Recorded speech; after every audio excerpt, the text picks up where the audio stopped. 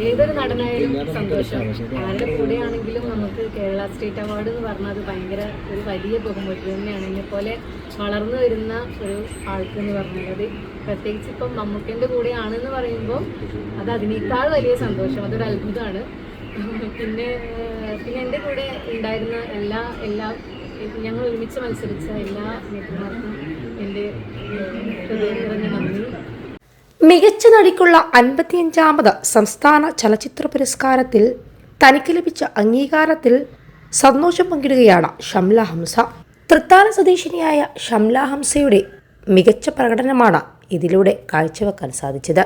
മമ്മൂക്കയുടെ കൂടെ പുരസ്കാരം ലഭിച്ചത് സന്തോഷം ഇരട്ടിയാക്കുന്നു എന്നാണ് പുരസ്കാരത്തിന് അർഹമായപ്പോൾ ഷംല ഹംസ പ്രതികരിച്ചത്.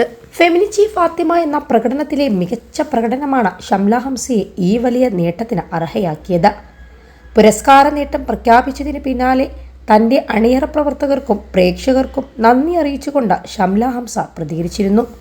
നടൻ മമ്മൂട്ടിക്ക് മികച്ച നടനുള്ള പുരസ്കാരം ലഭിച്ചപ്പോൾ തനിക്കും പുരസ്കാരം ലഭിച്ചതിൽ സന്തോഷമുണ്ടെന്നാണ് ഷംല പ്രതികരിച്ചത്.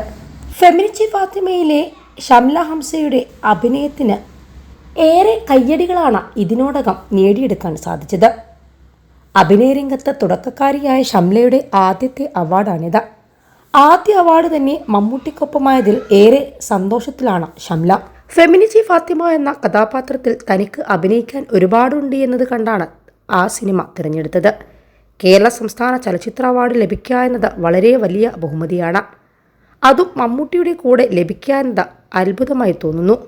മികച്ച നടിയാവാൻ വേണ്ടി മത്സരത്തിനുണ്ടായിരുന്ന എല്ലാ നടിമാർക്കും നന്ദി.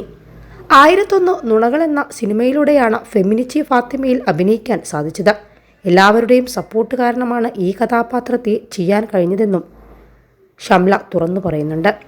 ഇത്തവണത്തെ സംസ്ഥാന ചലച്ചിത്ര പുരസ്കാരത്തിൽ മികച്ച നടിക്കുള്ള ഈ പുരസ്കാരം വലിയ സർപ്രൈസായിരുന്നു.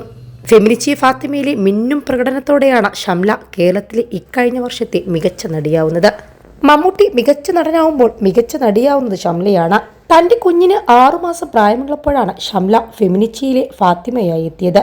IFFKയിൽ ഉഷിരൻ കയ്യടി നേടിക്കൊണ്ടാണ് ഫെമിനിച്ചി ഫാത്തിമ സിനിമാ പ്രേക്ഷകരിലേക്ക് കാലെടുത്തു വെച്ചത്. ചിത്രത്തിൻ്റെ സംവിധായകൻ ഫാസിൽ മുഹമ്മദ് മികച്ച നവാഗത സംവിധായകനുമായി.